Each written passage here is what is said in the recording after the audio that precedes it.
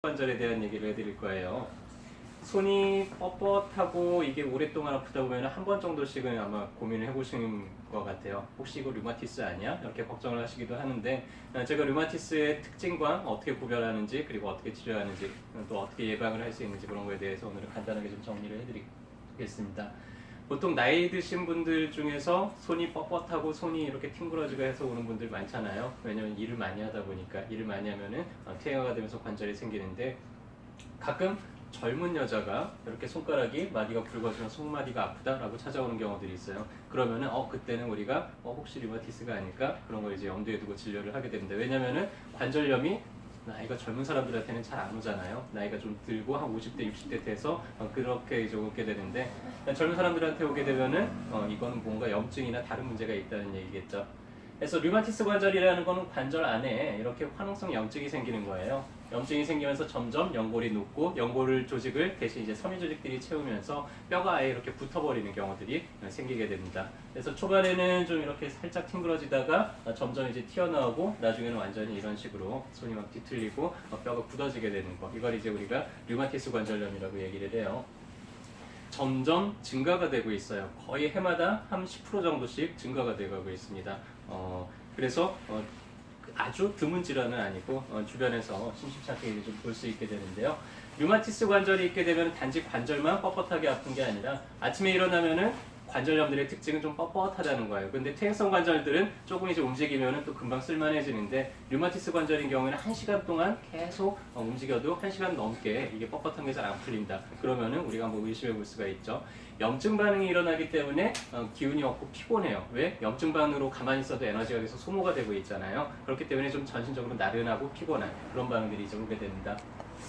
진단을 하는 기준은 보통 관절이 10개가 넘어간다든지 온몸에 그 다음에 좌우 대칭적으로 나타나는 게 특징이에요. 왼손은 관절이 하는데 오른손은 안 온다? 이게 아니라 류마티스는 왼손에 오면은 똑같은 부위에 오른손에도 똑같이 관절이 생기고요. 왼쪽 무릎에 관절이 생기면 오른쪽 무릎도 똑같이 관절이 생기는 이런 상호 대칭적인 게 특징입니다.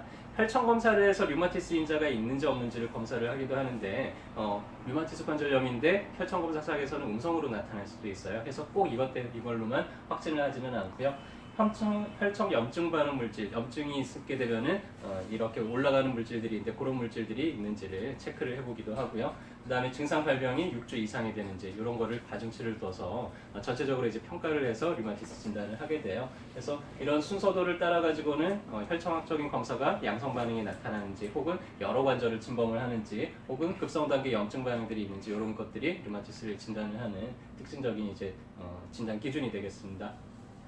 자, 퇴행성 관절인지 류마티스인지를 헷갈려하는 경우들이 많아요. 그래서 내가 이게 지금 관절이 아프긴 아픈데 이거 혹시 류마티스야? 하는 분들이 있는데요. 퇴행성 관절이라는 건 관절을 많이 사용해서 관절이 점점 마모가 되면서 염증이 생기는 질환이고요. 자, 류마티스 관절염이라는 거는 자가 면역 질환에 속해요. 자가 면역 질환이 뭐냐면 우리 몸에 있는 면역 세포들이 원래는 외부에서 들어오는 세균이나 이런 것하고 싸워가지고는 물리쳐야 되는데 우리 몸에 있는 정상적인 조직을 염증을 일으키는 것 그걸 이제 자가 면역 질환이라고 불러요. 어느 부위에서 문제를 일으켰느냐에 따라서 병명이 조금씩 달라요.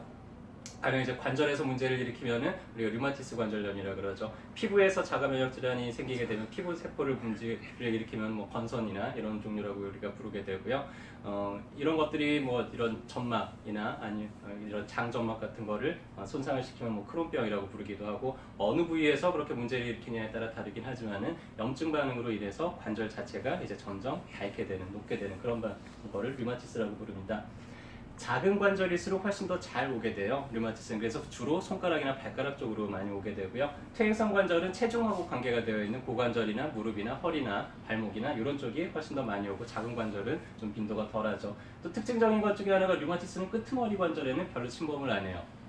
근데 퇴행성 관절은 이 원위부 관절, 가장 끄트머리가 훨씬 더 잘 나타납니다. 그래서 내가 관절이 어느 부위가 문제가 생겼느냐 그런 걸 가지고도 알 수가 있죠. 그래서 글을 한번 이렇게 쭉 읽어보시면은 이제 구별이 되실 거고요. 그래서 퇴행성 관절은 이런 모양이죠. 류마티스는 완전히 뼈가 좀 뒤틀리고 이런 식으로 이제 발전을 하게 됩니다.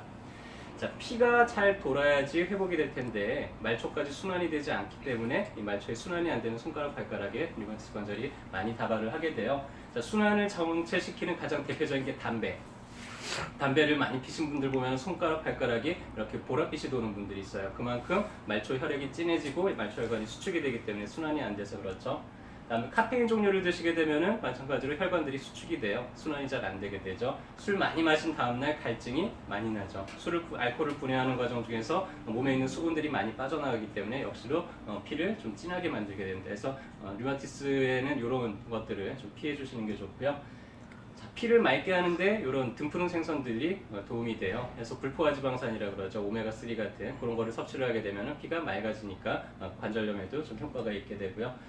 자, 한의원에서는 이제 어떻게 치료를 하느냐면은 대부분 관절 문제들은 우리가 봉독을 많이 사용을 하는데 류마티스 관절염에는 특히나 봉독이 효과가 좋습니다. 다른 치료 수단으로 우리가 별로 이제 대체할 만한 수단이 없는데 봉독은 류마티스 관절에도 상당히 효과가 뛰어나요. 그래서 거기에 관계되는 논문들도 많이 발표가 되고 있는데, 근데 자가면역 질환의 이 척추 쪽으로 쭉 이런 식으로 이제 염증반을 일으키게 되면은 봉독을 사용해가지고 염증반을 일으켰다 가라앉혔다 일으켰다 가라앉혔다를 계속 반복을 하면 이런 자가면역 질환들에서 관해가 되는 경우도 생겨요. 그래서 한 2년 정도 잡고 꾸준하게 치료를 하면서 좋아진 경우들도 있고요.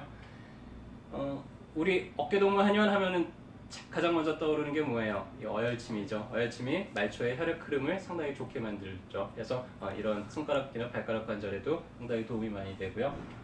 그다음에 염증을 일으키는 그런 인자들을 체질적으로 좀 개선을 하는데 한약을 써서 그 사람이 이제 체질을 좀 개선을 해주기도 합니다. 이렇게 하게 되면은 류마티스 같은 경우에는 치료 기간이 꽤 오래 걸리는 편이에요. 보통 짧게는 6개월, 길게는 2년까지도 치료가 걸리기도 하는데, 그런데 한약 치료, 한방 치료를 같이 병행을 하게 되면은 훨씬 더 빨리 좋아질 수가 있고요.